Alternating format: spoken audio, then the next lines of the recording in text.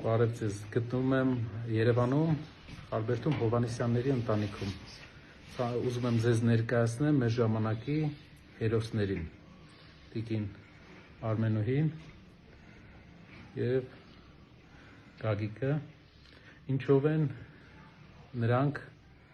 հերոս մեզ համար։ Պատերազմի ժամանակ, Ղարաբաղյան առաջի պատերազմի ժամանակ նրանք երկուսով որոշում են կայացրել, երդվել են, որ իրենց կորսված ընկերների անուններով կունենան երեխաներ, որպեսզի հայ ազգը շարունակի իր կյանքը և այդ մարդկանց հետքը մնա մեր ազգի մեջ։ Այսօր Հովհաննիսյանների ընտանիքը բաղկացած է 12 երեխայից, 7 տղայի, 5 աղջիկ։ Տիկին Արմենուհին այն կինն է, ով իր ամուսնու հետ, չնայած դժվարություններին, այս ամբողջ պրոցեսի ընթացքում կարողացել է կազմակերպել տան ամբողջ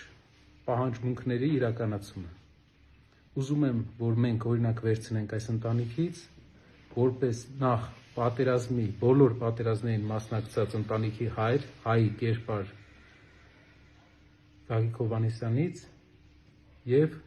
իր տիկնոջից, ով հայ կնոջ կերպար է մեզ համար, և կուզենայի մենք բոլորս մեր երկրում այնպիսի ապագա ունենանք, ստեղծենք, որ այսպիսի ընտանիքները չունենան որևէ խնդիր, ոչ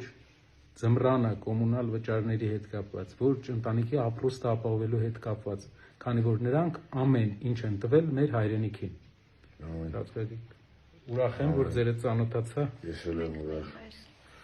Ձեզ շնորհակալություն ենք հայտնում։ Կարիք չկա, մենք ենք շնորհակալ ձեզանից ու շատ ուրախ ենք։ Ձեր արվում երկու ձեռներս։ Շնորհակալ եմ շատ։ Հետևում